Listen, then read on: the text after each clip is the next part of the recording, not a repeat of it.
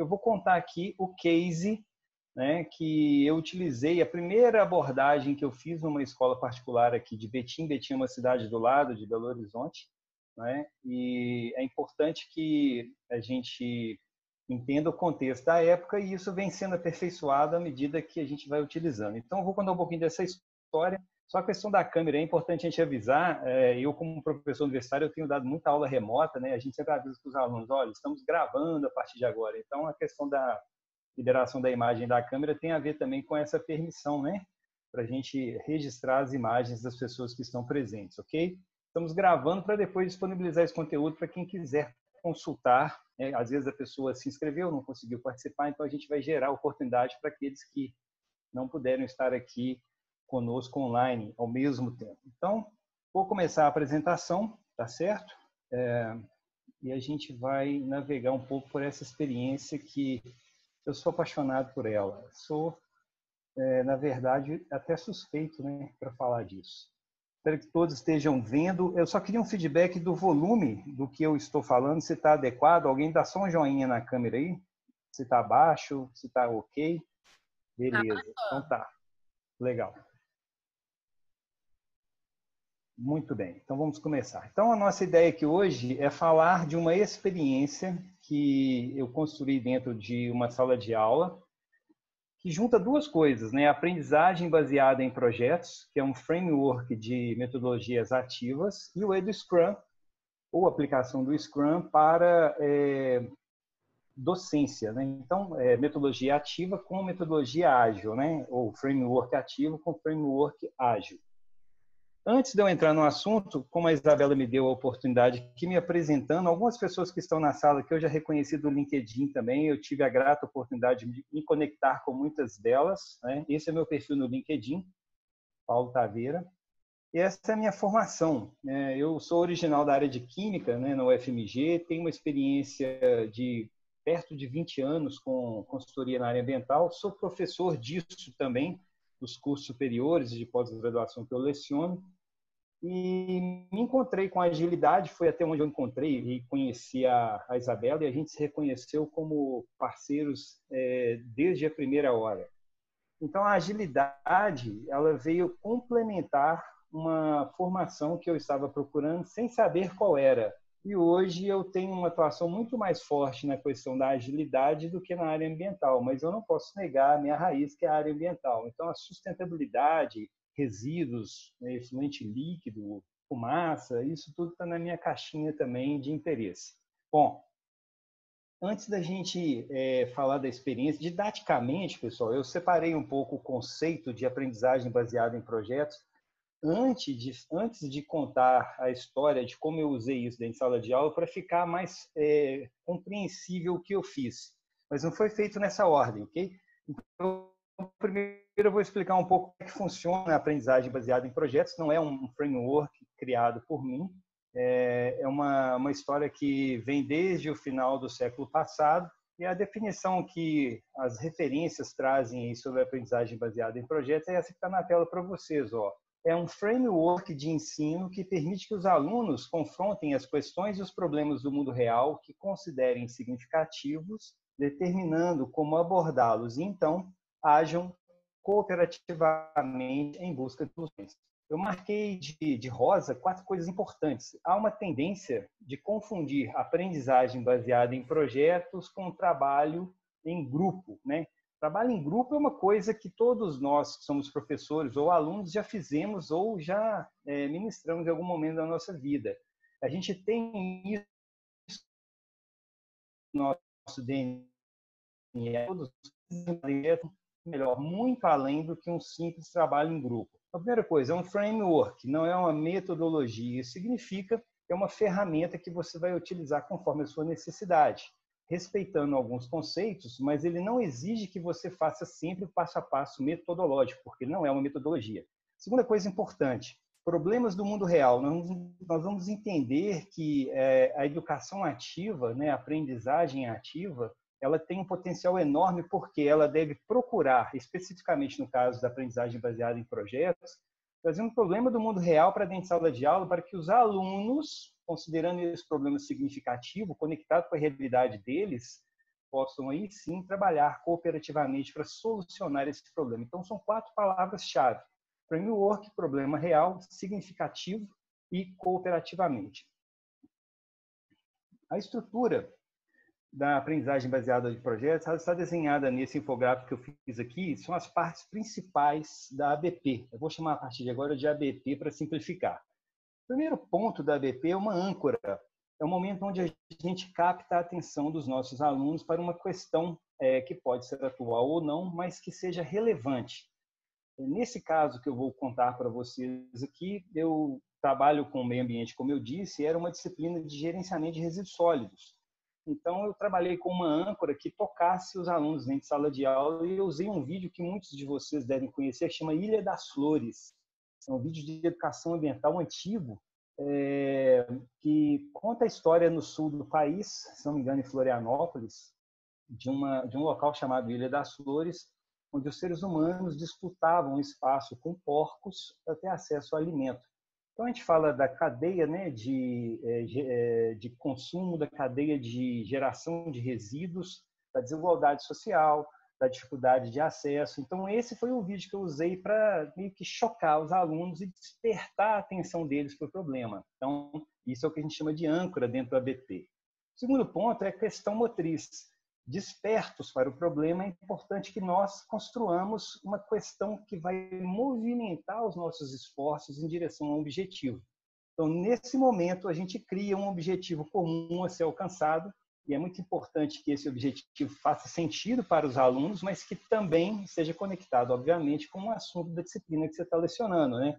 Então, a questão motriz é como se fosse o desafio estratégico a ser vencido naquele processo. A terceira parte do ABP é escolha e voz. Escolha e voz significa que nós, como professores, vamos experimentar a cessão do poder da sala de aula para o aluno. A gente vai dar oportunidade e poder de escolha para os alunos e voz para que eles se manifestem. Isso significa que, dentro da ABP, o que vai ser feito, como vai ser feito, a maior parte dessa decisão vem do aluno, estimulada por nós, professores. A gente deixa de ser alguém que repassa informação, né, repassa conhecimento, que ministra a aula, para ser alguém como um consultor, um tutor que vai ajustando o caminho da classe. Mas a classe, tocada pelo vídeo âncora, norteada pela questão motriz, vai decidir como ela vai fazer as entregas e quais serão essas entregas. Perdão. O quarto ponto importante da ABP é pesquisa. E essa pesquisa não é pesquisa aleatória. Existem técnicas para se fazer essa pesquisa, sempre buscando a participação ativa dos alunos no processo, né? A gente deixa de fazer pesquisas superficiais em sites superficiais na internet e passa a usar métodos, digamos, quase científicos de pesquisa para obter informações. Essa é uma parte muito importante do processo, porque estimula que os alunos se desenvolvam individualmente e, inclusive, colaborativamente. E a quinta parte, digamos assim, da ABP é publicidade dos fatos. É muito importante que tudo que seja feito dentro de uma estrutura de ABP tenha publicidade. E essa publicidade ela é relativa. Ela pode ser publicidade dentro da escola, para a classe, para a escola toda, pode ser para o bairro, para a cidade, pode ser para o estado, para o país, para o mundo. Depende do que está sendo construído. E esse fato de dar publicidade ao trabalho desenvolvido em sala de aula, ele torna os alunos muito mais engajados e responsáveis pelo resultado que vai ser produzido. Ora, nós vamos explicar o que a gente fez para a comunidade local, por exemplo. Então, isso ganha uma relevância muito maior em termos de execução e responsabilidade. E tudo isso é costurado, tudo isso é organizado dentro de uma estrutura de reflexão, que é o R, e FB, que é feedback. Então, a cada etapa do que se faz, tem uma reflexão sobre o que está sendo feito e tem também um feedback do professor para o aluno e do aluno para o professor e do aluno para a classe. A gente trabalha com 360 graus de feedback. Isso torna a aula, né, o desenvolvimento da atividade muito mais participativa e colaborativa. Por causa dessa relação de reflexão e feedback, eu enxerguei a oportunidade que, para mim, casou como luva de usar o Scrum para fazer a gestão desses projetos. Obviamente, além de ser um trabalho de projetos, que o Scrum, que é uma ferramenta de gestão de projetos, já nasceu para fazer, a gente ainda tem os pontos de reflexão e feedback, que são cerimônias oficiais, formais, dentro da estrutura do Scrum. Então, uma coisa casou muito bem com a outra, certo? Então, essa é a estrutura básica de uma ABP. Cada bolinha dessa tem uma série de detalhamentos que não cabe aqui na nossa apresentação entrar nesse detalhe, porque não tem tempo para fazer isso, certo? Mas essa é a estrutura básica formal de um projeto, né, de uma atividade de ABP. Muito bem. Aí eu relacionei algumas vantagens de se utilizar a ABP em sala de aula. Elas estão listadas aqui, mas tem mais, né? Primeira coisa, aumenta a motivação e engajamento dos alunos. Como a gente traz relevância e significância para o que está sendo feito, os alunos não enxergam aquilo como algo imposto pelo professor, é algo que eles decidiram fazer. Isso traz total significado e resultado. Também aumenta o nível de compreensão conceitual dos alunos, porque em vários momentos eles vão ter que explicar o que estão fazendo para alguém. Então, o ato da gente explicar o que a gente está fazendo melhora o nosso entendimento. Nós, que somos professores, aprendemos toda vez que a gente dá aula, né? Eu tenho isso muito claro na minha cabeça. Terceira coisa, desenvolve a visão sistêmica dos alunos. Se a gente trabalha com um projeto, pensando em um objetivo comum no final, porque projeto é assim, né? Começo, meio e fim, objetivo claro e definido. A gente tem uma visão usando o Scrum e o framework do Scrum sobre tudo que precisa ser feito num primeiro momento mais grosseiro, e à medida que a gente vai avançando com o projeto, a gente vai detalhando o que precisa ser feito. Então, todos os alunos ficam entendendo tudo que precisa ser feito desde o início, tá? Aumenta a retenção de informações também pela própria característica de ter que se expor, explicar e divulgar. Estimula o desenvolvimento de várias soft skills. Soft skills é uma coisa que hoje está sendo muito dita. Ela não é nova, é relativamente nova, né? É uma tratativa que já vem acontecendo há algum tempo, e a gente sabe que, eu até escrevi isso na internet um dia aí, no post de uma pessoa da área de educação também, eu acho que até está na sala aqui, Luíne, se não me engano, que as hard skills, que são as formações técnicas, né, os diplomas, abrem portas, e são as soft skills que mantêm essas portas abertas, né? E isso está muito conectado com as diretrizes de ensino do século XXI, que vão preparar essas pessoas para o mercado de trabalho, para a vida nesse novo século, dentro do contexto do mundo VUCA, que a gente está falando o tempo todo dele aí também, e agora com essa pandemia a gente está sentindo na pele. Também aumenta a perícia no uso de tecnologias, apesar de que tecnologia não é um requisito obrigatório para se fazer ABP. Ah, mas a minha escola não tem acesso à internet, ou a internet é precária. Isso não impede de fazer ABP. Talvez exija um pouco mais de criatividade, mas não impede. Mas num contexto de uso tecnológico, de ensino híbrido, a Isabela, que é a minha host aqui hoje, ela trabalha bastante com ensino híbrido, e isso aí aumenta bastante a perícia dos alunos nesse quesito.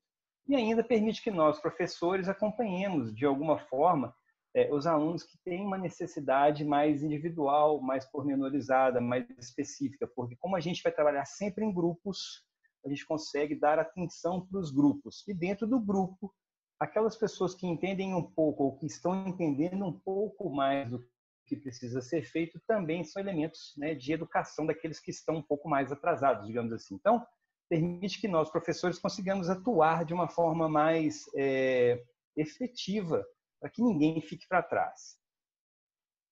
O meu case começa aqui, nessa escola. Então, eu fiz a introdução da ABP, agora eu vou falar do case propriamente dito. A Ecotec é uma escola técnica nível pós-médio que existe em Betim há uns 12 anos. Eu sou professor lá desde o início dessa escola, então tem uns 12 anos que eu leciono lá. E a gente oferece sempre a experiência que eu tenho na área de meio ambiente para esses cursos. E eu dou aula no curso de Segurança e Trabalho de Enfermagem. Mas a história toda começou no curso de Segurança e Trabalho com essa disciplina de gerenciamento de resíduos. Então, a Ecotec é uma escola, provavelmente como a maioria das escolas no Brasil afora, nesse esqueminha tradicional que a gente conhece bem, um pouco mais melhorada, né, do que essa foto representa aí, mas tem as suas dores, que talvez sejam as dores da maioria das escolas Brasil afora. Por ser uma escola técnica, né, e eu tinha turnos de manhã e à noite, eu percebia muita falta de atenção dos alunos, especialmente do turno noturno, porque trabalhavam durante o dia e tinham que chegar na sala de aula com alguma integridade, né, de atenção, de emoção, de interesse. Então, eu tinha um problema crônico de falta de atenção, dispersão. Atrasos e perdas de prazo, sempre tinha justificativa para não entregar, trabalhei, cuidei disso, né? Isso acontecia com muita frequência. Algum momento a gente percebia falta de motivação, porque era uma jornada bastante exigente. Tinha também dificuldade de relacionamento interpessoal, porque uma vez que a turma ela era muito heterogênea, eu tinha alunos de 18 anos, 46 anos, 50 anos que estavam ali buscando recolocação de mercado. Eu tinha muito conflito de relação, né? Gente mais madura com gente menos madura. E eu tinha também subaproveitamento da relação teoria-prática. Apesar de ser uma escola que sempre nasceu, né? Quer dizer, que nasceu e sempre teve orientação para trazer a prática para dentro de sala de aula, a gente percebia que podia fazer um pouco mais. Foi que começou a nascer um conceito na nossa mentalidade como professores, que era antecipar o que o mercado ia fazer daí 1 ano e meio com o aluno para hoje, né? É o VPL, né? A gente trazer aquela experiência futura para o presente, para o aluno já sentir na pele a pressão do mercado. Porque, pessoal, a pressão sobre um aluno de curso técnico é muito maior sobre a pressão que existe sobre um aluno de curso de graduação, por exemplo. Porque o curso técnico tem que entregar em 1 ano e meio solução. Ele vai ser contratado e vai chegar no mercado. Então, ele precisa amadurecer a força, digamos assim, em 1 ano e meio. E esse tempo é maior na faculdade. Então, as pessoas precisam de ter respostas mais efetivas e ter um estímulo maior para fazer isso. Foi aí que eu encontrei com um post no Instagram de um amigo meu com a capa desse livro, que para mim era a grande promessa que resolvia todos os meus problemas. Esse é o livro clássico de um dos criadores do Scrum, que é A Arte de Fazer o Dobro do Trabalho na Metade do Tempo. Quando eu vi essa capa, eu falei, pronto, agora eu estou resolvido para o resto da minha vida. O dobro de entrega com a metade do tempo é isso que eu preciso. Comprei o livro, estudei o livro, fui autodidata muito antes de fazer essa pós-graduação em agilidade na PUC, onde eu conheci a Isabela. Eu estou falando isso aí de 2017, né? Eu comecei a estudar e vi que tinha um capítulo lá que falava de aplicação do Scrum na educação. E até o criador desse, que é um holandês, eu sou conectado com ele, inclusive no LinkedIn, ele deu o nome para a aplicação do Scrum na educação como do Scrum. E aí a gente vem usando desde então esse conhecimento. E aí eu tive que criar ferramentas para que nós utilizássemos isso dentro da Escola Técnica Ecotec. Quais ferramentas eram essas? A primeira coisa que eu criei foi o que a gente chama na agilidade de Kanban, né? Kanban você tem a metodologia de trabalho e tem também o quadro, que é esse quadro aqui. Ele foi plotado em um tamanho A0, bem grandão, e ficava na parede da sala para a gente fazer a gestão à vista dos projetos, que eu vou explicar daqui a pouco como foram construídos. Então, esse era o Kanban que fazia a gestão do avanço do projeto. A segunda coisa que eu ensinei para os alunos foi dimensionamento do esforço. A gente não mais dimensionaria o esforço do projeto em horas. Nós somos muito ruins, seres humanos, muito ruins em definir hora como variável de mensuração de projetos. Então, a gente começou a usar uma outra forma de mensurar isso, que é a sequência de Fibonacci. Aquela sequência, para quem se lembra do livro, do filme, né, O Código da Vinci, a sequência que abria lá o cofre que tinha o artefato com pergaminho. Essa sequência de Fibonacci, ela foi organizada por Fibonacci, mas ela representa a proporção áurea da beleza divina.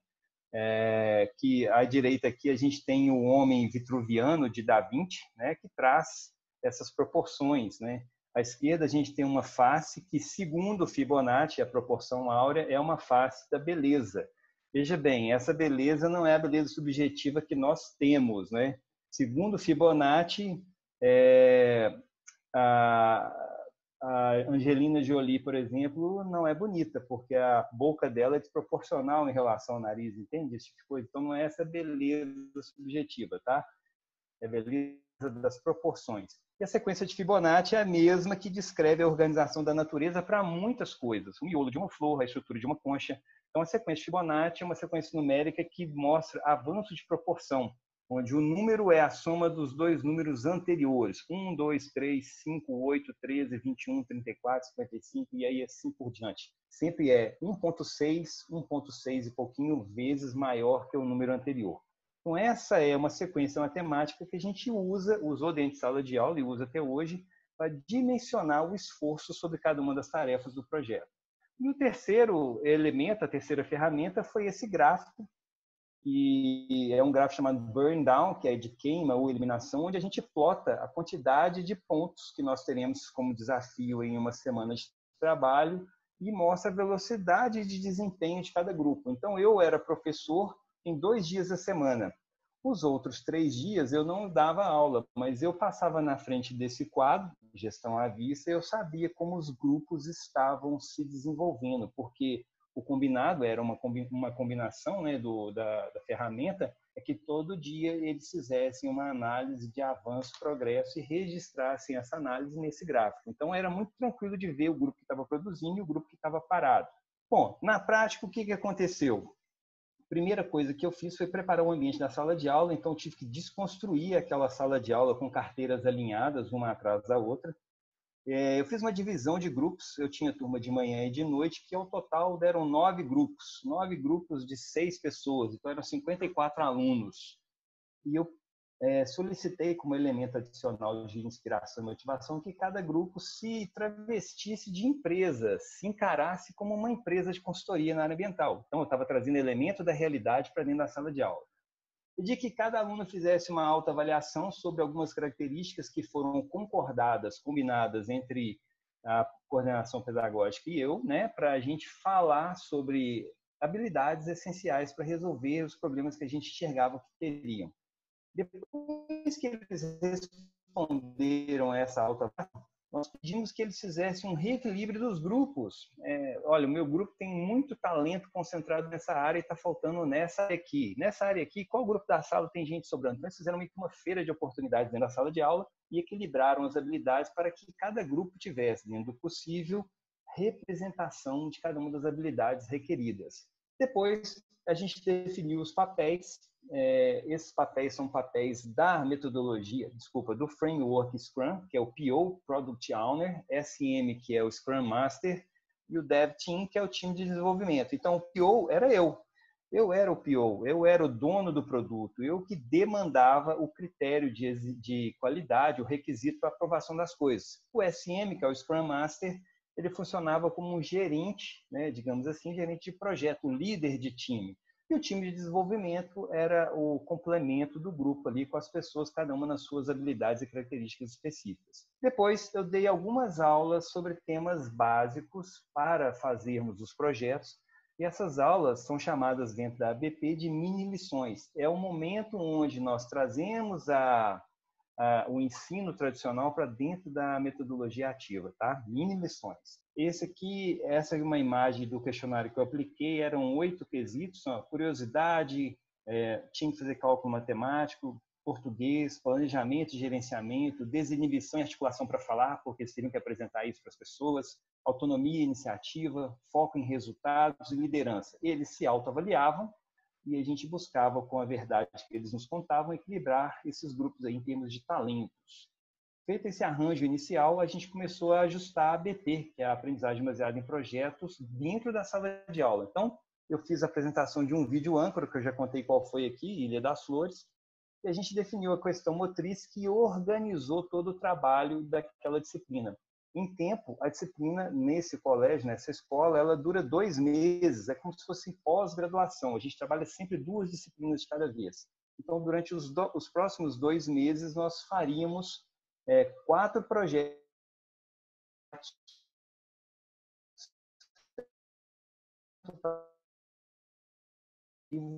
traçado uma ementa do que utilizar com as decisões e escolhas dos alunos. Eles vão decidir, mas a gente, como professor que tem a ementa do curso na cabeça, a gente organiza para que a gente consiga cobrir a ementa nessa escolha de projetos. Depois nós fizemos uma discussão e consenso em sala de aula como seriam feitas as avaliações, que é o que a gente chama dentro da BP de rubrica. É muito importante, a avaliação era feita por mim, com peso maior, pelo aluno na autoavaliação e pelos colegas, tá? Então, eram 3 elementos da avaliação. Os colegas avaliavam colegas, ele se autoavaliava e eu avaliava todo mundo. Isso foi definido e, mais que isso, a rubrica dentro da ABP, ela pressupõe quantos pontos, digamos assim, você recebe dependendo do nível de qualidade da sua entrega. Então, se você entrega tudo completo, é 5. Se você entrega faltando alguma parte, é 4. E assim por diante. E você mostra para o aluno qual é o mapa da mina, antecipadamente, para que ele saiba de forma bem clara onde ele precisa ir, o que ele tem que fazer. Depois disso, nós fizemos um trabalho intenso de pesquisa e criação das tarefas para cumprirmos aqueles 4 projetos. Isso é o que a gente chama dentro do Scrum de backlog. A gente criou o backlog. Para cada um dos 4 projetos, o que a gente tinha que fazer como tarefa para conseguir entregar esses projetos. E, por fim, nós criamos os Kanbans para que eles fossem colocados nas paredes e a gente fizesse a gestão à vista de tudo.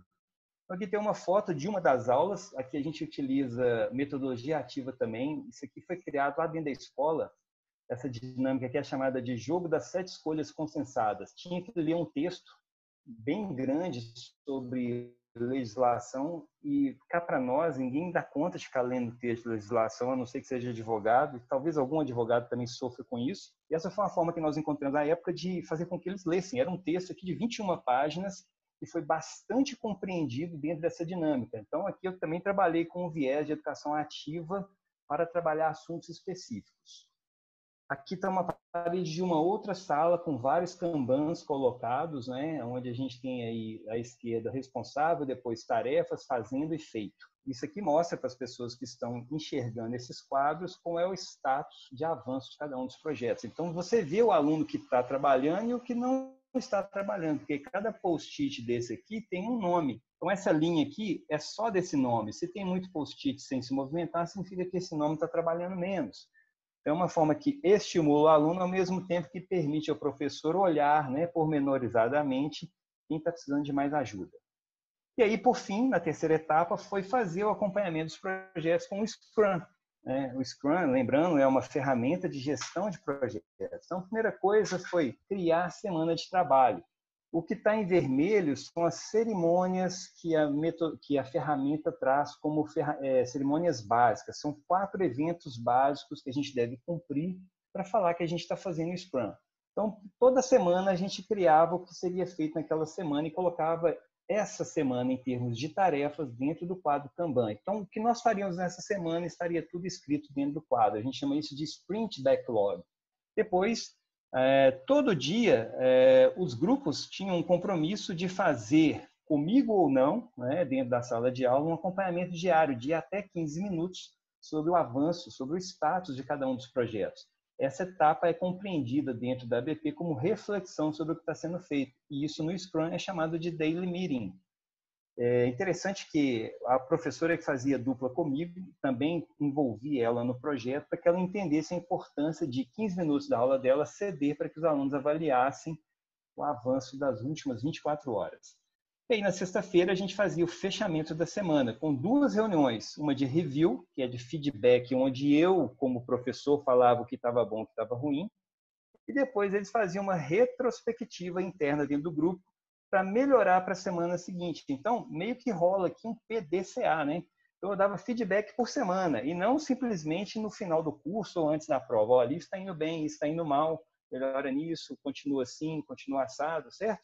E esse feedback o grupo absorvia, sentava depois e discutia. Olha, o professor falou que está assim, está assado. Então, vamos fazer isso. Eles criavam estratégias para melhorar o seu desempenho. Depois, tudo era registrado naquele gráfico burn down, aqui vocês vão entender o que significa isso, e mostra a velocidade de desempenho de cada um dos grupos, certo? E por último, a gente definiu como seriam feitas as apresentações dos artefatos. Artefato é um nome técnico da BP, significa as entregas. Esse é o ato onde a gente dá publicidade ao esforço dos alunos. E aí tem uma surpresa muito legal que a gente criou, que foi essa aqui, ó. Bom, antes da surpresa, deixa eu ver se aqui vai rodar. É uma reunião de planejamento da semana. Essa é a turma da noite. Vamos ver se passa. Será que não vai passar? Acho que vai.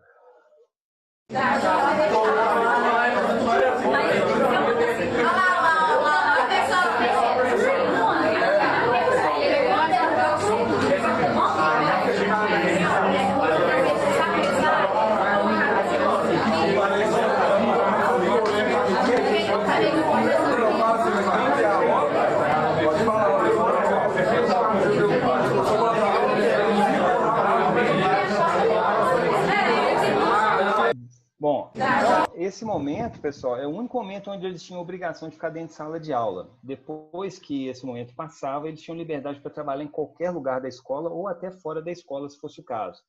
E esse foi um dos pontos de tensão que eu tive com a coordenadora pedagógica da escola, porque a gente precisava de dar liberdade e autonomia para os alunos, e eu não podia constrangê-los de ficarem na sala sem, às vezes, a estrutura e o aparato necessário para desenvolver as pesquisas. Então eles tinham liberdade para sair da escola se fosse o caso. Mas aqui está na tela, para vocês, os 4 projetos que foram definidos. Gravimetria, que é uma metodologia de determinação de resíduos, diagnóstico de resíduos de construção civil, plano de gerenciamento de resíduos de serviço de saúde e o trabalho modular, que era o de encerramento do módulo. A gravimetria, o artefato definido foi uma planilha de Excel. Diagnóstico de RCC foi um vídeo dentro de uma obra contando como era feito o gerenciamento do resíduo, né, o entulho. PGRSS era um relatório impresso. Eles visitaram empresas reais que geravam lixo potencialmente contaminado com sangue e faziam um relatório, um plano de gerenciamento daquele resíduo. Alguns empreendedores, inclusive, utilizaram, né, o plano desenvolvido pelos alunos. Okay? Foi uma consultoria gratuita para a sociedade, claro, eu acompanhando. E o 4º projeto desenvolvido foi uma maquete. Nesse caso, desse grupo aqui, ó, olha só que interessante, eles tinham um nome, consultoria. Essa empresa, né, esse grupo chamava Transformar Ambiental. Aqui embaixo tinha o nome dos integrantes, né? E a gente tinha aqui turno da manhã, quantidade de pontos da sprint. Esses pontos aqui são aqueles valores de Fibonacci somados. Então, essa era a estrutura de projetos estabelecida, com as entregas 21/8, 28/8, 14 de setembro e 15 de setembro de 2017. Tá? Então, nós estamos fazendo quase 3 anos dessa experiência. Esse é um exemplo de um graph burn down, que mostra a eliminação, a queima, né, de pontos criados para a semana. Então, essa semana ela tinha 225 pontos, pode ver aqui em cima, ó, né? E aqui mostra a trajetória de eliminação de tarefas. A cada dia, segunda, terça, quarta, eles ficavam em pé na frente do painel fazendo análise do que foi cumprido em termos de tarefa. Toda tarefa cumprida saía do quadro e a pontuação equivalente dessa tarefa era diminuída do total inicial da semana. O objetivo era chegar na sexta-feira com esse valor aqui em 0. Tá? Então, aqui eu, como professor, eu enxergava claramente o grupo que estava produzindo e o grupo que não estava produzindo. E o próprio grupo enxergava isso e fazia ações emergenciais de controle e correção. Tá? Obviamente, a gente extrapolando isso para o mundo real, para o trabalho, nós vamos ter também gerentes de empresas, de projetos que vão olhar o desempenho do nosso trabalho. Então, é uma forma de antecipar, como eu já disse no início, a realidade do mercado que vai acontecer daqui a pouco para o hoje. Bom, essa foi a grande surpresa que a gente fez, vocês verem o nível de engajamento e entrega dos alunos. Nós criamos uma feira ao ar livre, que estou eu, aqui está a professora que fazia dupla comigo, ela ensinava sobre água e tratamento de efluentes. Então, eram 2 assuntos.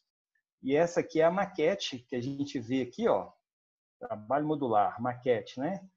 Essa é a maquete que eles construíram. Então, a gente montou uma feira ao ar livre, com autorização da prefeitura, para que eles, alunos, explicassem para as pessoas que estavam passando na rua e para convidados. Então, foi muito legal, foi família. Eu chamei gente da Secretaria de Meio Ambiente, que era gente interessada no processo, chamei empresários, que eu tinha contato através das minhas várias consultorias que eu fiz, e foi uma grande movimentação. De manhã até teve pouca gente, à noite a gente teve que fechar a pracinha porque estava impossível andar. Então, nesse momento, os alunos se sentiram muito reconhecidos, importantes, porque eles mostravam para as pessoas o esforço dos 2 meses. O negócio foi tão organizado que eles criaram logomarca. Essa logomarca aqui é a logomarca criada para esse grupo, né, que era uma empresa fictícia. Eles tinham crachás, olha, dá para ver direitinho aqui, alguns tinham até uniforme. A gente fez um grande backdrop para fazer foto, o pessoal postava na internet, Instagram, Facebook, então foi muito legal. Isso gerou muita interação e muita vontade de fazer a coisa acontecer, né? Inclusive, teve gente aqui que montou empresa logo depois que isso aconteceu, tá?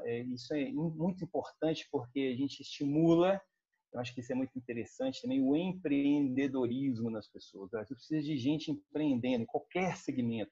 Então, a gente também estimulou, de alguma forma, o empreendedorismo. Beleza. Dito tudo isso, os principais resultados para a gente enxergar quais foram os ganhos, né, tangíveis. Primeiro que uma dor que a gente tinha, aliás, antes da dor, praticamente 100% dos 54 estudantes registraram melhoria de autopercepção, né, nos itens lá da avaliação.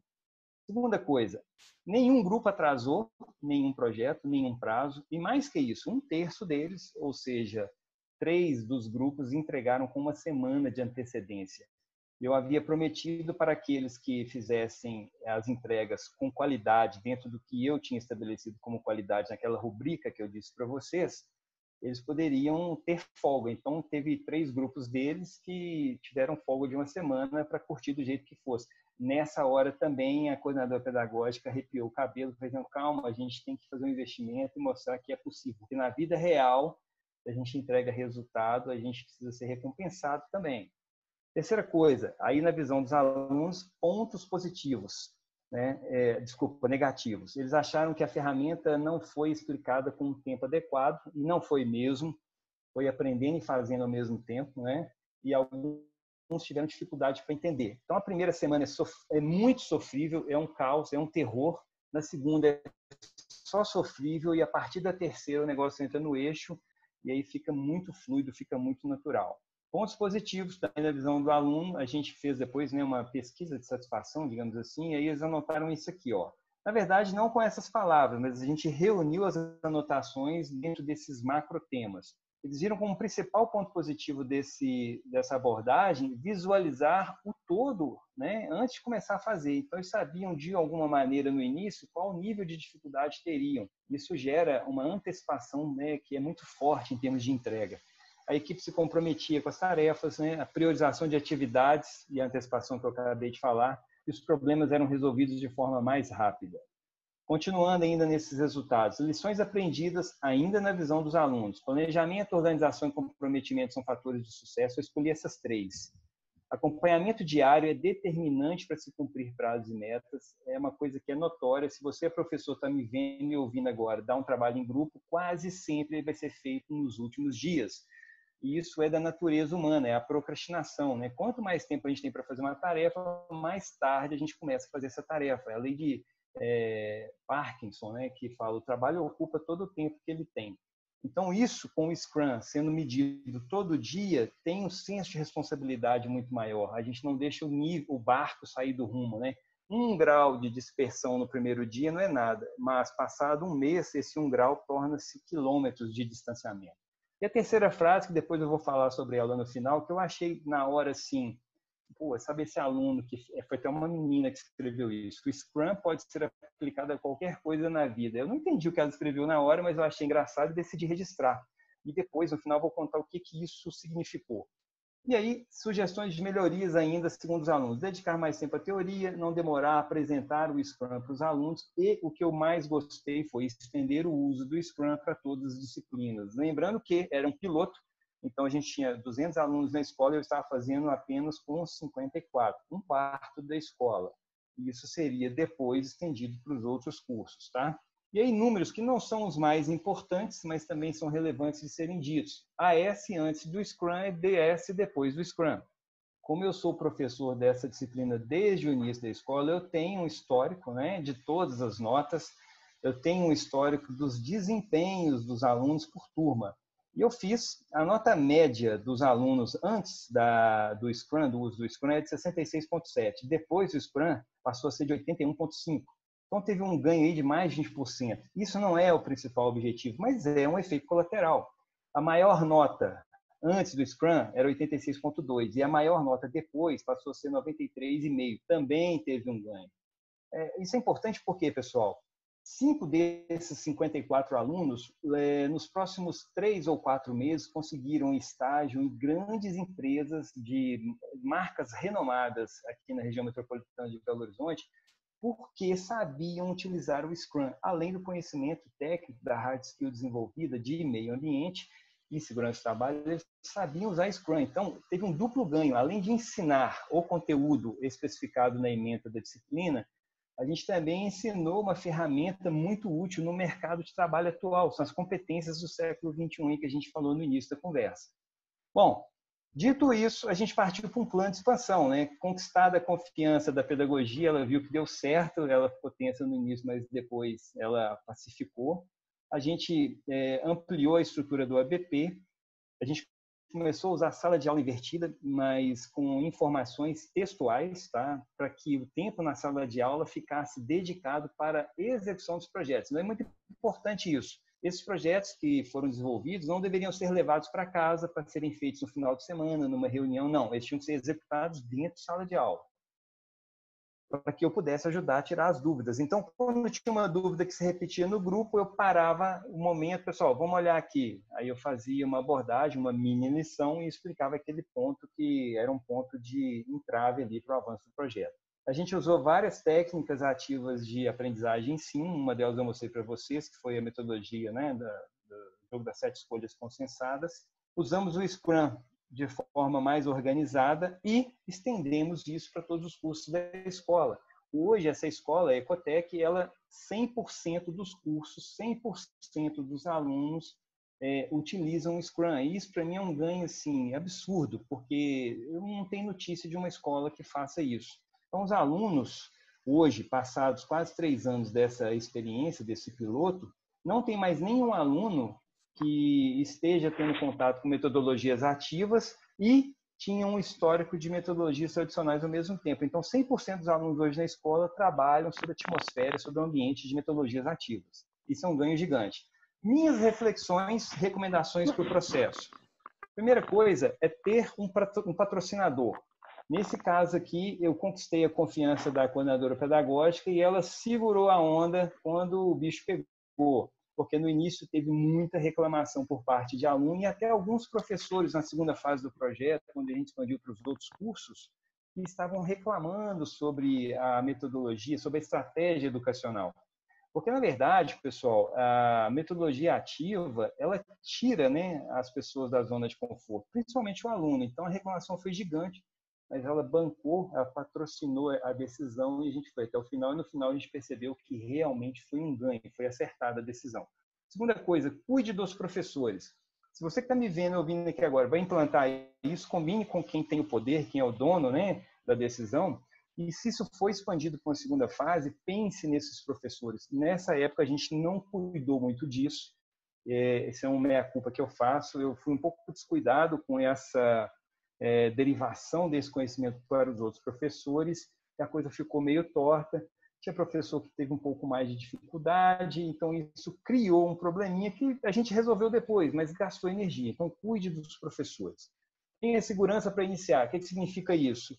Não faça, minha sugestão, não busque aplicar ABP com Scrum num assunto que você não domina muito, porque você vai sair da posição confortável de passar um PowerPoint, por exemplo, para uma posição mais desafiadora de ser um consultor dos seus alunos. Então, se você não domina muito um assunto, evite usar no primeiro ABP esse assunto como o grande assunto para desenvolver o projeto. Como eu sou um especialista em resíduos, eu sou lixeiro, já trabalhei em aterro sanitário e tudo mais, para mim eu estava numa área muito confortável, então eu tinha como entregar as respostas que me eram demandadas. Outra coisa importante, praticar o desapego. Nós, professores, temos dificuldade de ceder o poder da decisão para o aluno. Então, esse desapego é importante ser praticado. A gente vai ficar inseguro no início, será que eu estou fazendo certo? Como é que eu vou organizar, controlar a sala? Mas a aposta ela é certeira. Os números não mentem. Esses números são meus. Se você pesquisar a BP mundo afora, nenhum resultado é ruim. Não há regresso, não há decrescimento de resultados, de desempenho. Então, é um processo muito importante para gerar autonomia e maturidade, né, no time, nos alunos. Adeque a dose. O que significa isso? No nosso caso, desse piloto, era uma matéria, uma disciplina com 2 meses. Eu usei a BP no processo inteiro, durante os 2 meses. Mas você, que eventualmente lecione em um ano, né, em um ano regular, ou 6 meses, talvez não seja adequado usar a BP durante todo o período. Você pode usar a BP para um tópico específico do seu conteúdo programático. Com essa dose, você precisa avaliar e adequar, para não ficar demais e não, principalmente se você estiver começando, né, o processo, para você ter mais segurança e controle, tá? Controle sobre o caminho sobre os alunos. Medir números é muito importante, registre tudo, anote tudo, porque você vai precisar prestar contas, inclusive, para quem te patrocinou no início, e isso gera uma fonte de informação de aprendizagem absurda. E rode o PDCA. Fez o primeiro, passou o sufoco, passou aquele momento da dúvida, você vai ver que ele funciona. Na segunda vez, você vai melhorar os pontos que você avaliou como pontos passíveis de melhora. Então, o PDCA é importante estar nesse processo. Então, essas são as minhas recomendações, as minhas reflexões para quem quer fazer isso em sala de aula, né? E aí tem uma segunda fase do processo que terminou lá na Ecotec. Eu tive contato com alguns professores do Instituto Federal aqui em Minas Gerais. Em Betim, a gente tem uma unidade, um campus, e um professor lá dentro, o Norimar Vertec, ele também aplicava o Scrum dentro de sala de aula. E, por uma grata felicidade do destino, eu fui convidado para dar uma palestra lá, a gente trocou figurinha, enfim, a gente avançou também nesse sentido, numa parceria com o Instituto Federal. Aqui eles estavam fazendo um Kanban de gestão um pouquinho diferente do que eu montei, e a disciplina que era CNC, que é uma forma de usinagem, né, de peças. Então, aqui era um curso superior de engenharia mecânica, que trabalhavam com CNC, usando o Scrum como uma linha mestra pedagógica. Os resultados são um pouquinho diferentes dos resultados da Ecotec, mas veja bem, amarelo é com o Scrum, verde é sem o Scrum. A gente não tem notas tão mais altas com o Scrum, mas a gente tem a maior parte dos alunos sendo aprovada, que é, na verdade, o que importa aqui, né? Aprovação com compreensão, né? Então, o resultado foi um pouquinho diferente, mas também é um resultado melhor. E a gente acabou escrevendo um artigo que foi publicado no ano passado, lá em Fortaleza, apresentado lá no Congresso Brasileiro de Educação de Engenharia. Então, Norimar Verticchio, o Ricardo Silva e eu, a gente escreveu um artigo contando essa história aí da experiência de usar o Scrum para fazer a linha mestra metodológica, né, pedagógica, do ensino de CNC, que é uma competência da engenharia mecânica. Beleza. Bom, agora caminhando para o finalmente da história aqui. Lembra aquela frase, né, da minha aluna, Scrum pode ser usado com praticamente tudo? Eu comecei desde essa experiência a respirar cultura ágil. Então, a própria escola que me deu a oportunidade de desenvolver o piloto, ela passou a funcionar também com Scrum. Essa é uma foto do primeiro Kanban que foi feito lá dentro de uma prateleira que abrigava um monte de pasta de registro. A gente tirou as pastas e montou o nosso primeiro Kanban dentro da prateleira. Eu também comecei a usar o Scrum para fazer gestão de agenda. Esse é um Scrum da parede da minha casa e era a minha agenda semanal. Então, eu saía de casa sabendo o que eu tinha que fazer. Você pode usar o Trello também para isso, tá, pessoal? E esse aqui é um gráfico burn down da minha semana de trabalho. Então, 18/6, segunda-feira, quantos pontos eu eliminei. Aqui nesse platôzinho que a gente está vendo aqui, ó, significa que eu não produzi nada nesse dia. Foi de sexta, 18 horas, até sábado, 18 horas. Porque eu fui para o clube no outro dia com meu filho e aí eu decidi não trabalhar mesmo, então eu não produzi nada. Então aqui fica evidente, né, não tem como esconder a informação, que nesse dia eu não produzi, está tudo bem também. Eu acabei criando um método de estudos. Algumas pessoas aqui na sala virtual talvez já tenham ouvido falar, já são meus alunos aqui, que é o método ágil de estudos. Ele está disponível lá também na Udemy, você pode procurar lá que você acha, está em promoção lá, está muito legal, onde eu uso o Scrum também, o princípio do Scrum como gestão de agenda escolar, ok? Bom, versão 2.0 dessa história, que é o que está sendo planejado para começar agora, dia 4 de agosto. 3, né? Segunda-feira.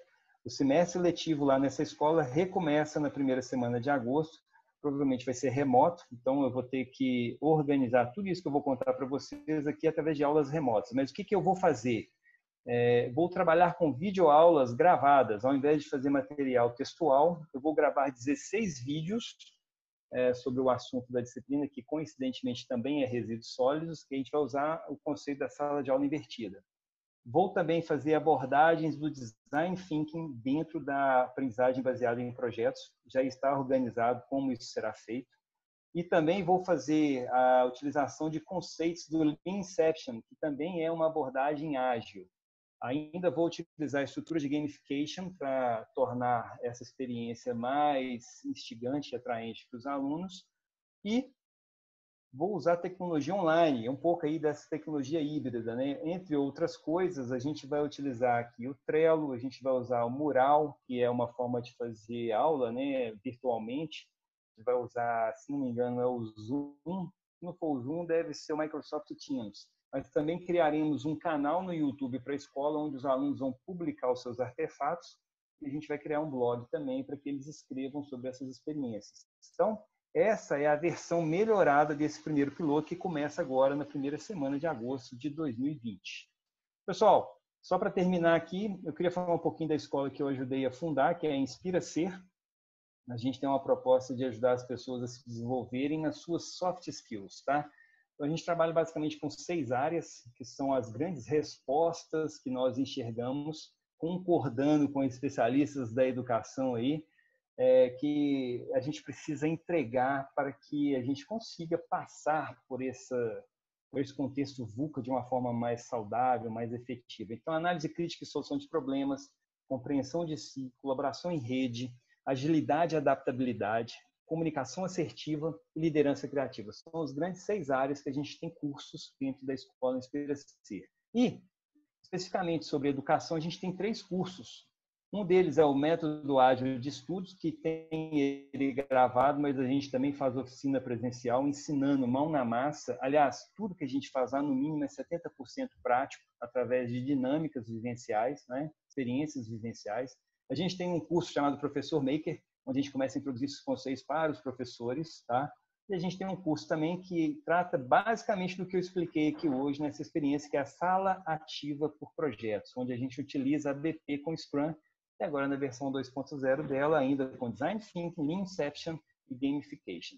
Então, pessoal, último slide, queria deixar assim, claro para você, ser ágil não significa que você tem que fazer tudo mais rápido, mas é deixar de fazer o que não precisa ser feito o mais rápido possível. Isso é que vai te tornar ágil, ok?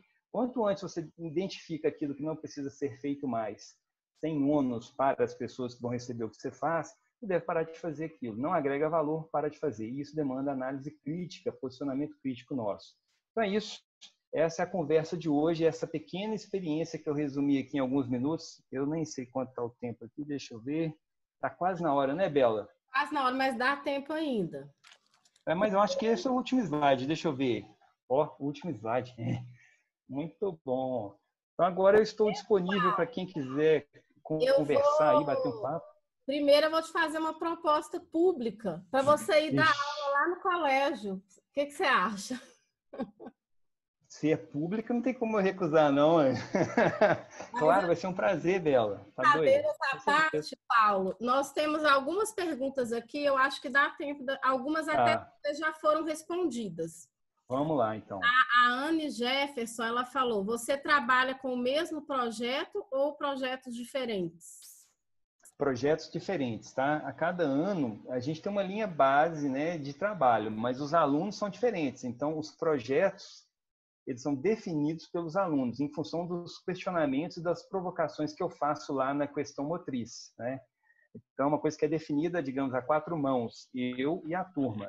Alguma coisa acaba se repetindo, mas como tem pessoas diferentes, o assunto normalmente muda.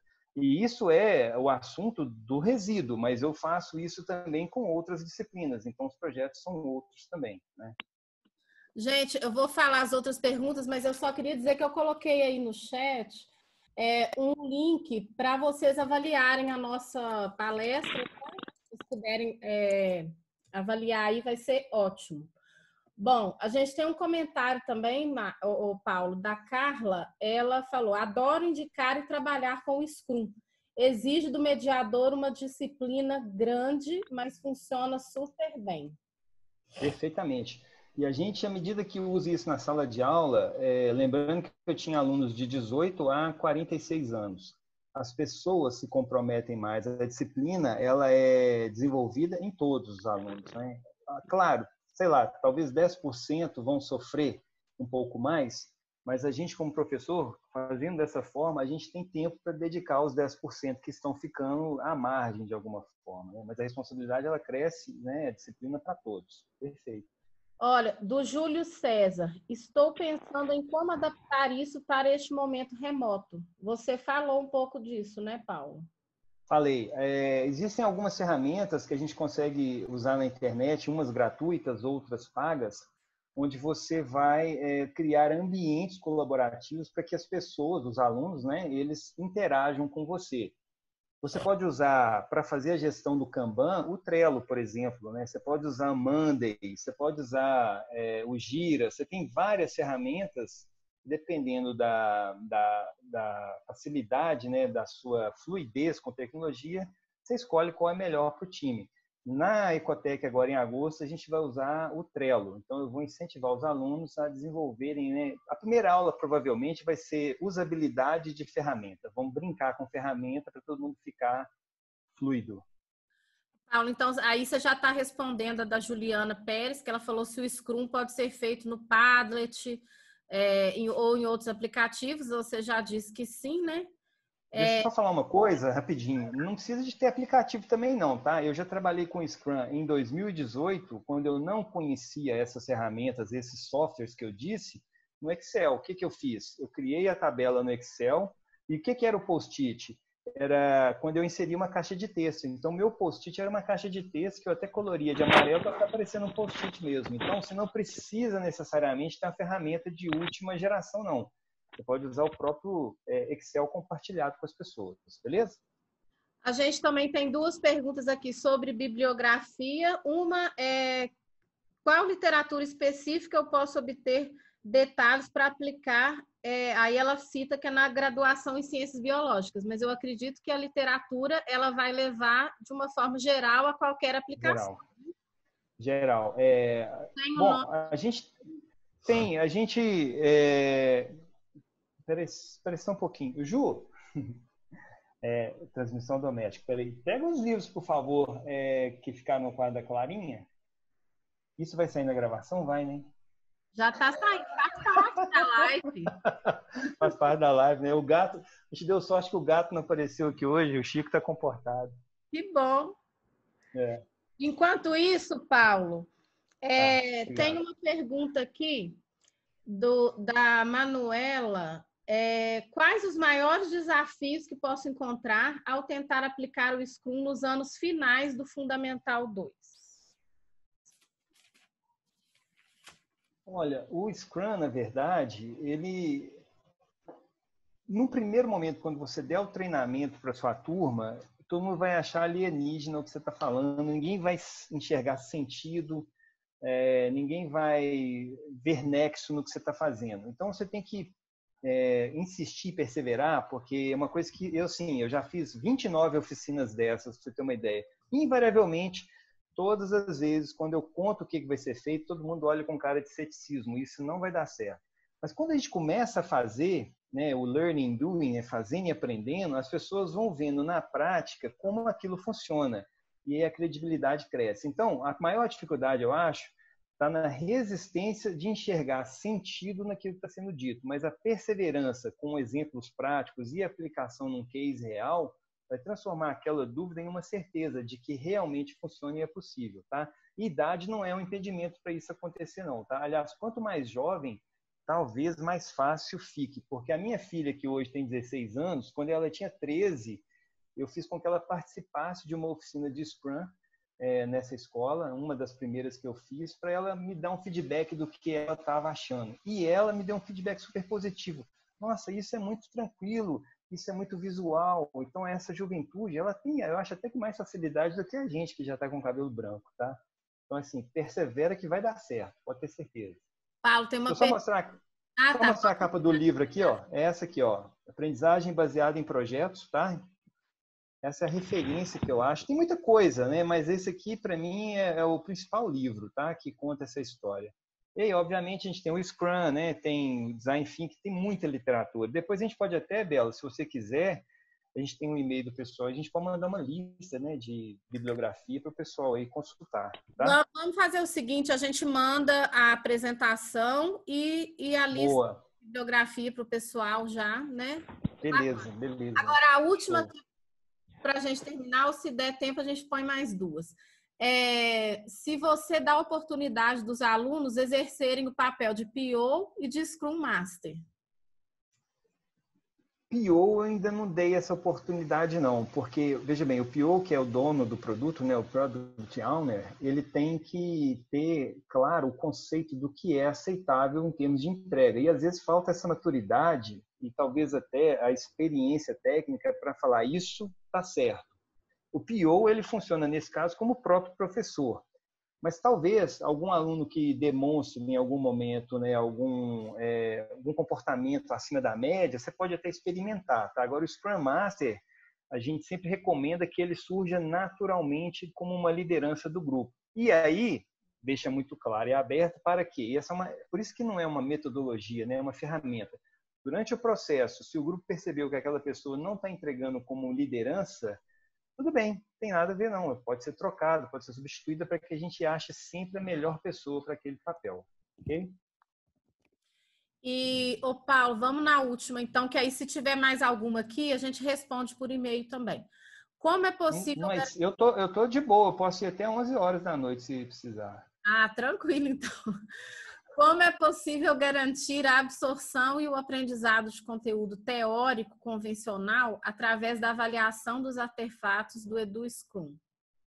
Bom, na verdade, esse artefato ele tem a entrega que você pressupõe não, você estabelece como regra dentro da rubrica o que equivale tal ponto, e você pode aplicar também algum teste, né? Eu sou favorável a usar com prudência os testes tradicionais.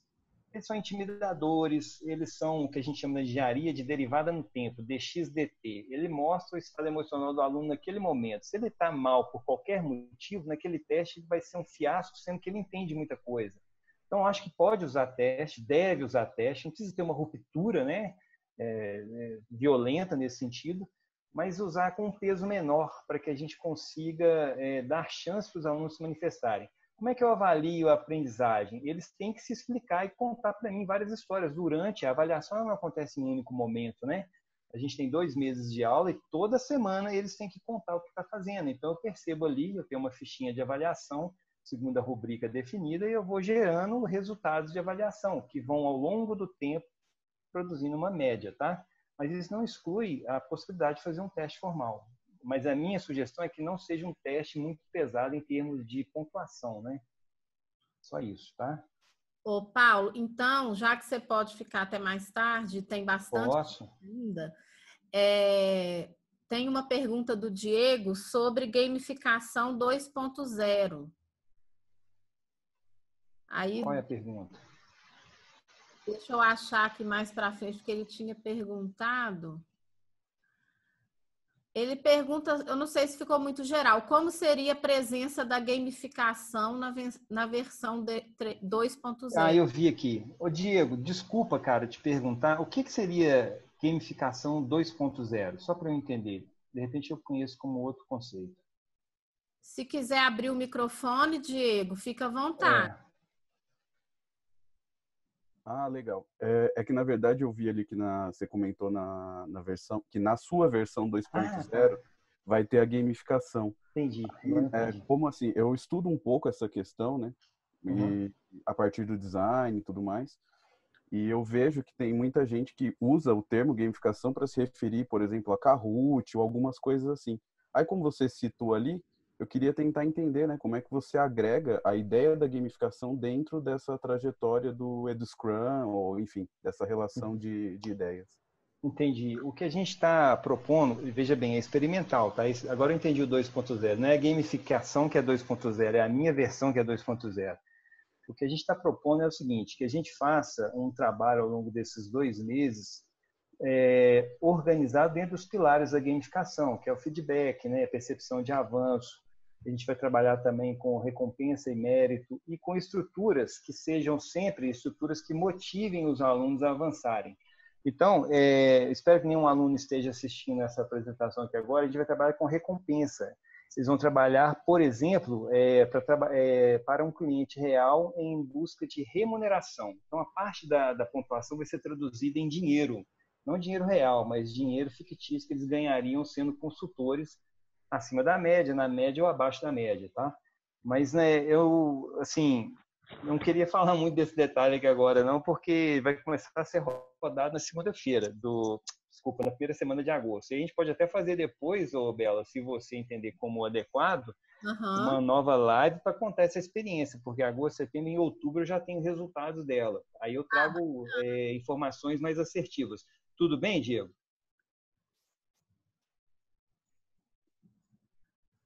Diego? Eu acho que ele travou ali um pouquinho. Tá. Ô, Paulo, agora, bom, eu não estou vendo aqui mais nenhuma pergunta. Não sei se alguém queria abrir o microfone para perguntar alguma coisa. Pode fazer isso, se quiser. Ô, Bela, você tem uma notícia para dar para a gente aí? Um passarinho verde e amarelo me contou? Tenho sim. Aí eu vou... Antes que o pessoal abandone a sala aqui, ó. Interrompe seu compartilhamento aí, então, por favor, Paulo, para eu mostrar. Interrompi. Pronto.